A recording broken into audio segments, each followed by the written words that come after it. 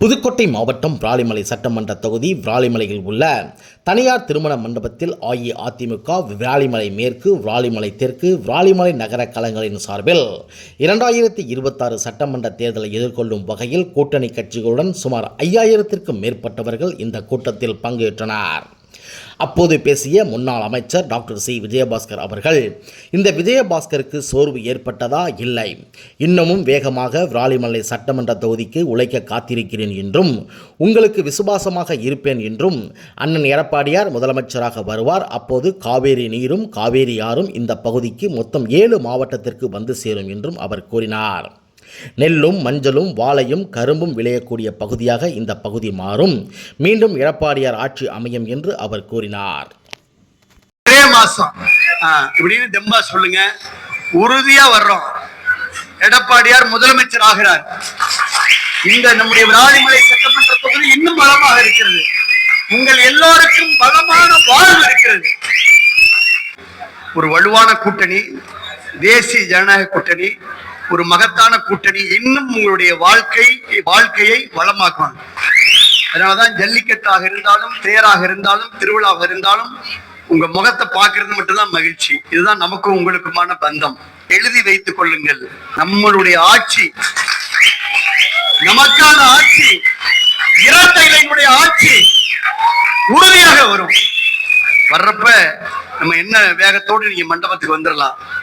போறப்ப ஒரே செய்தியை மனசுல வச்சுக்கங்க, நம்ம ஆளுங்கட்சியா வர்றோம், நம்ம ஆளுங்கட்சி ஆகிறோம். காவிரி நீரும் வரும், காவிரி ஆறும் வரும், காவிரி நீரும் வரும், காவிரி ஆறும் வரும். வரணுமா வேணாமா? காவிரி ஆறு வரணுமா வேணாமா? ஆமா, விராலிமலைக்கு காவிரி ஆறு வர வேண்டும். இந்த பகுதி நெல்லும் வாழையும் மஞ்சளும் விளையக்கூடிய பூமியாக மாற வேண்டும். அதான் ஆசை. இன்னும் நிறைய ஆசை இருக்கு. காவிரி ஆறை வெட்டி கொண்டு வந்து இந்த புதுக்கோட்டை மாவட்டம் உள்ளிட்ட 7 மாவட்டங்களை வளமாக்க வேண்டும் என்பது நம்முடைய தலையாய கடமை. இந்த விஜயபாஸ்கரிடம் சோர்வு ஏற்பட்டதா? இன்னமும் வேகமாக விராலிமலை சட்டமன்ற தொகுதிக்கு, இந்த இயக்கத்திற்கு, அதிமுகவுக்கு நான் எப்போதும் உங்களுக்கு விசுவாசமா இருப்பேன். அவ்வளவுதான் பயன்.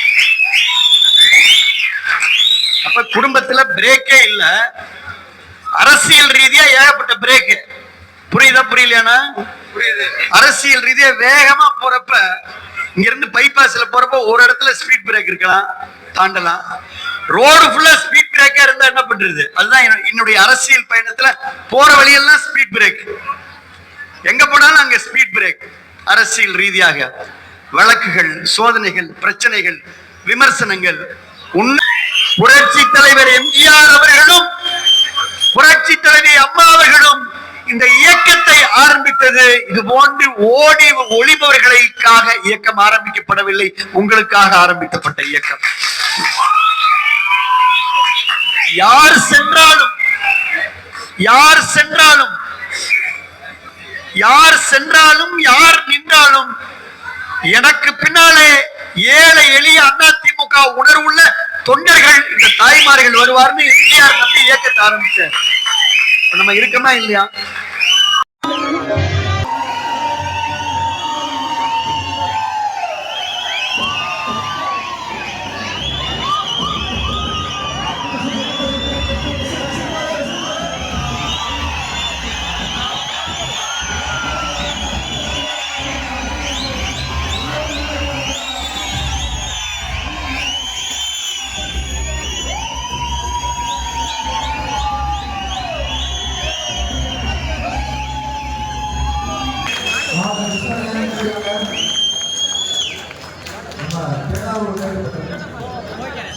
பேராவூர் நன்றி சார்.